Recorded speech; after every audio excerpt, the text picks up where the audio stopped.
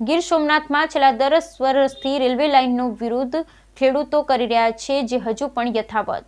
ગીર સોમનાથ જિલ્લામાં છેલ્લા 10 વર્ષથી રેલવે લાઇનના વિરોધમાં ખેડૂતોનું આંદોલન ચાલી રહ્યું છે, તે હજુ પણ યથાવત. સરકાર અને રેલવે તંત્રના પેટનું પાણી પણ હલતું નથી.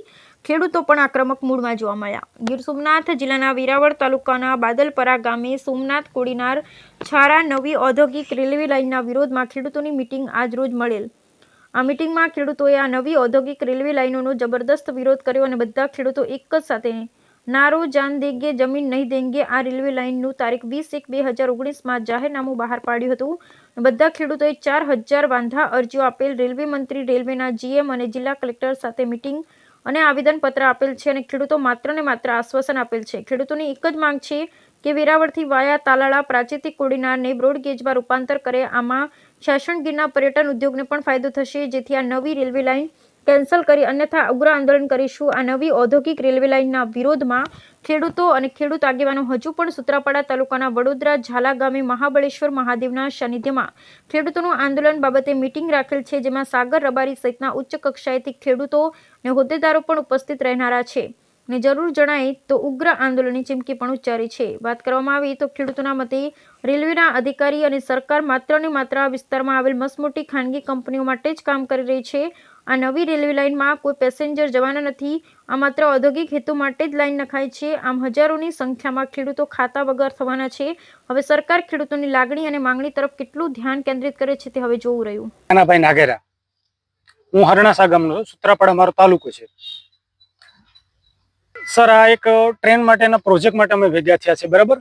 આ અમારી ઉપજાઉ જમીન અને નાબૂદ કરવા માંગે છે અને માત્ર ને માત્ર 4 કંપનીઓને ફાયદો થાય એ માટે આખો પ્રોજેક્ટ છે. અત્યારે આમાં ખેડૂની બલી સંપૂર્ણપણે દઈ કંપની અને સરકાર બંને ભેગી થઈ અમે વારંવાર અમને આશ્વાસન આપે છે, પણ કંઈ અમારે નિર્ણય નથી આવતો અને માત્ર ને માત્ર 4 ઉદ્યોગના ફાયદા માટે ખેડૂતોને સંપૂર્ણપણે બલી આપે.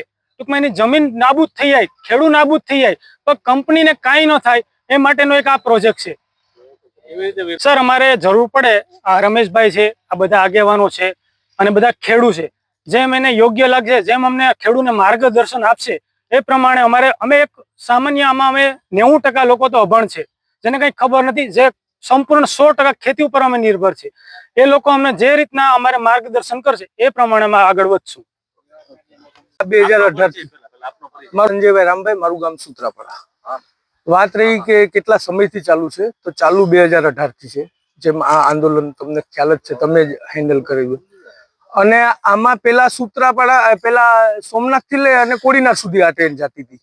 હવે નવા મેપ પ્રમાણે જોઈએ તો ભાલપરા થી લઈ અને સીધી સારા જાપા સુધી જાય છે. એટલે આમાં 20 કિલોમીટર વધી છે ટ્રેન પેલા કરતા. અને આ ના ઉપરથી એવું સાબિત થાય કે આ પેસેન્જર ટ્રેન છે જ નહીં, આ માલવાહક છે. અને 4000 ખેડૂતો સીધી લીટીમાં આવે છે ખાતા વિના, અને 1000 ખેડૂતો તો આમાં ખાતેદાર જ મટી જાય છે સીધે સીધા. અમે તો દર વખતે કલેક્ટર સાહેબને બી મળતા અને આપણે મનસુખભાઈને બી મળેલા છે. આગળ બધા યુરોપના પ્રમાણે બધા જાતા છે, બધાનો રિસ્પોન્સ સારો જ આવતો, પણ ક્યાંક ને ક્યાંક પાછું આ 2 વર્ષમાં પાછું હાજર થઈ જાય છે, કંઈ કાગરિયા વિનાનું. આ મતલબ આનું કઈ રીઝન હજી સુધી આવ્યું નથી અને અમારી લડત તો છેલ્લે સુધી ચાલુ છે. છેલ્લા શ્વાસ સુધી આમાં અમે મૂકવાના નથી.